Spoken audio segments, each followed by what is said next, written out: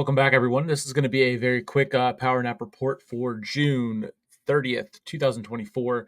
Misfits 17, KSI's return fight, 2v1 handicap match, however you want to call it, was just announced. Slim and Anthony Taylor versus KSI headlining the Misfits 17 event on August 31st in Ireland, Dublin, Ireland at that. And it was just announced via Twitter, I'm sure all over the other social media networks for Misfits with Mams Taylor. We had not the full card announced, but damn near the full card announced from him.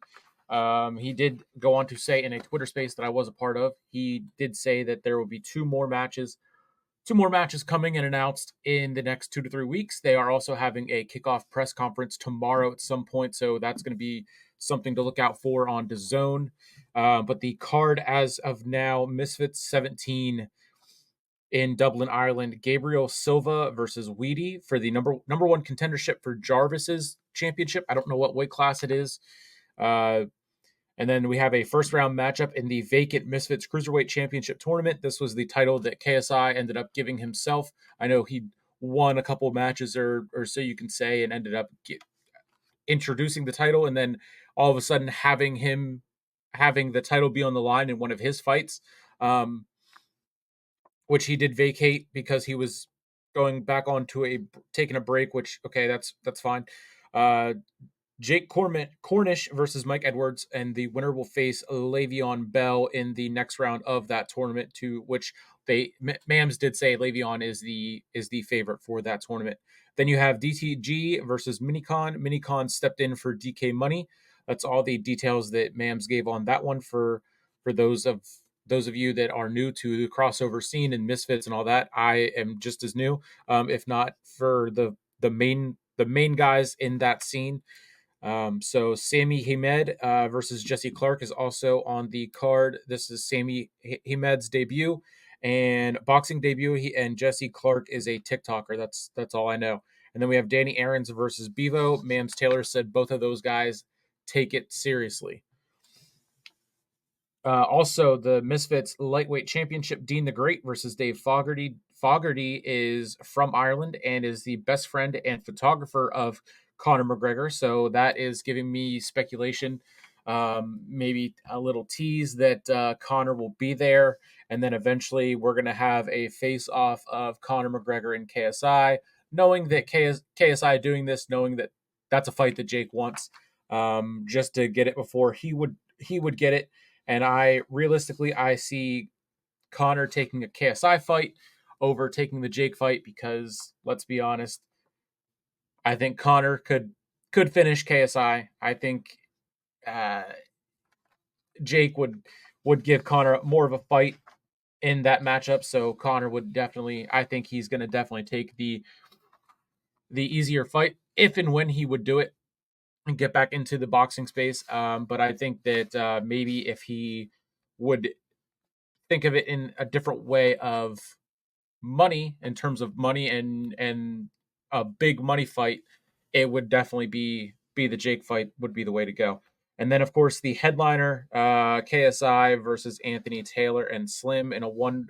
They're advertising it as a 1v2 tag team boxing bout or match, however you want to call it.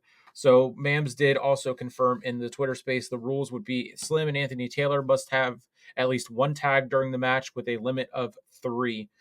I'm sure there was going to be more rules to follow, especially given that someone asked him what happens if Anthony Taylor or Slim go after each other, and Mams said, we'll have to see. You never know. Anything can happen with Misfits. Also in this Twitter space, he went on to say about he was asked, "What if is this being set up to protect KSI and also to get Slim and Anthony Taylor off his back, in the sense of if KSI loses, he lost against two guys, so it's not that big of a deal. And if Anthony Taylor and Slim lose, then they have no case, in the sense to continue to chirp at him and want to fight him, even though it's not a one-on-one, and they could Slim could tag in and then get knocked out right away. Anthony Taylor didn't really have much of a chance. So then it's too much like a wrestling thought process on that one. Then it's like, okay, well, Slim didn't really lose if Anthony Taylor gets knocked out. So then Slim should be the one to then face him, KSI, again.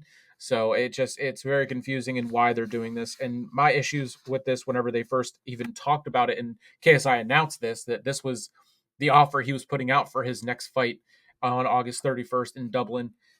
It's just Jake and Tyson fell through. They pushed it back until November. So July 20th was open. I was assuming Jake would still try and fight. And he wanted Jake made the offer to KSI. KSI apparently said no, he was fighting in August, and then Jake leaked who he was going to fight against.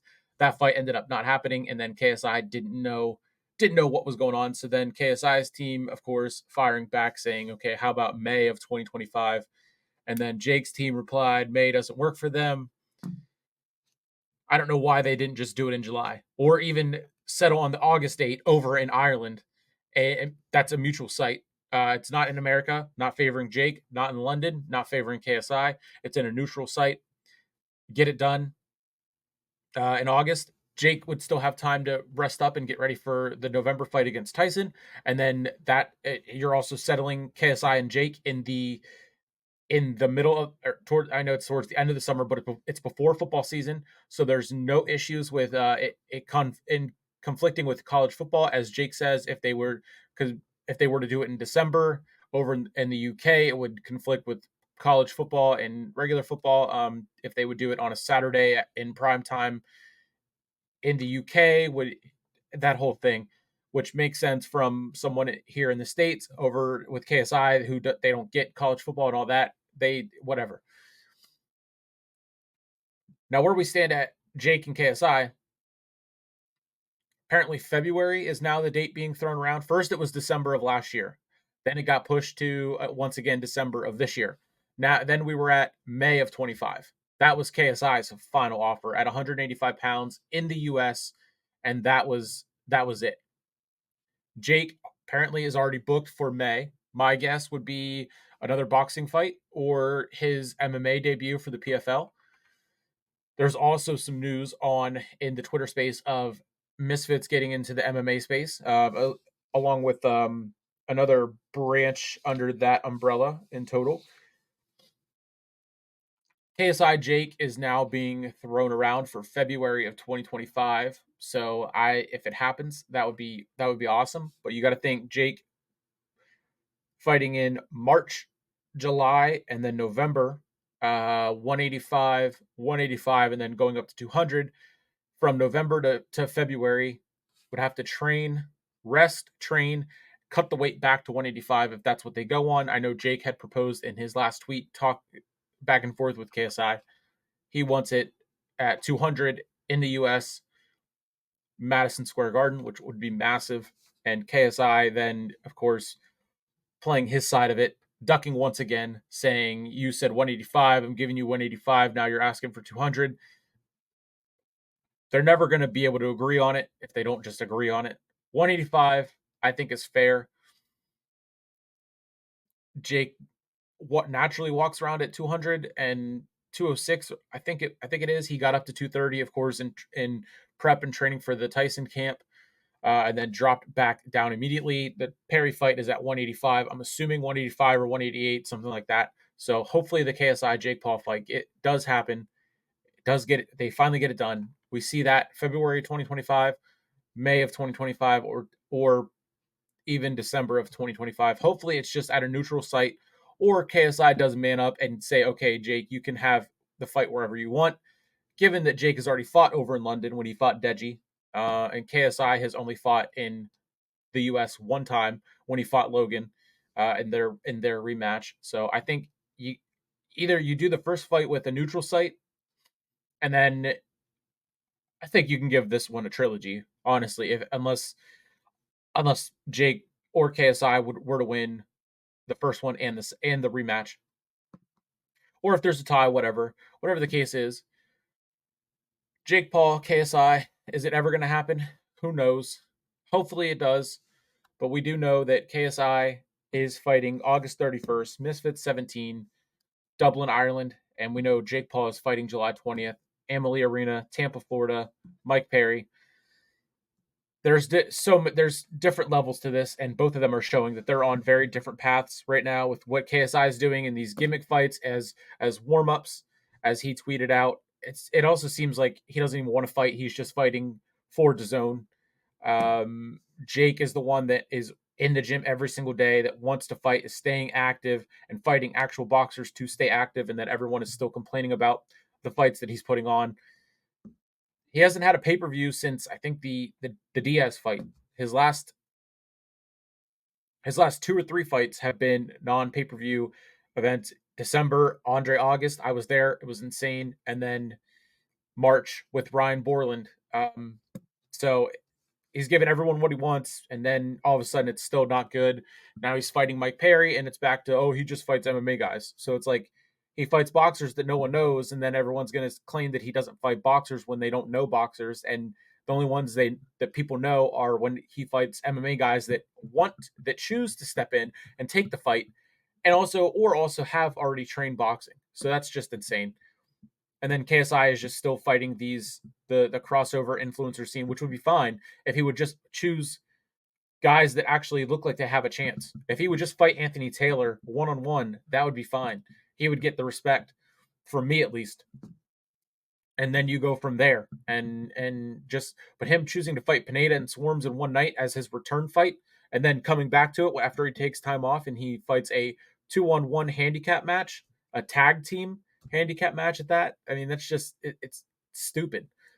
Just he tries to put himself above Jake when Jake is doing what all boxers do and building up and getting experience in the ring, and it doesn't make any sense. So the other announcement that Mams had in the Twitter space was that they are going to be introducing 3 branches. He did call them brands, so it's full. They are fully on trying to be the pro wrestling of boxing, and in the sense how they say it, the WWE of boxing. Because come on, that's the mega of pro wrestling.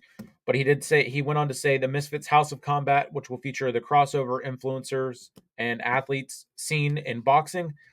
And then you have the Misfits MMA, which will have MMA fights. He did also confirm that we are going to see the first Misfits MMA fights this year at some point, along with there being about 4 to 5 more Misfits events. None in July. They're doing 2 in August, and then they're going to announce more after the August one, or leading up to Misfits 17. And then, of course, you have the Misfits Pro, which will highlight the professional boxers. I don't know what all the tiers are going to be, what the requirements are going to be to go from one or the other.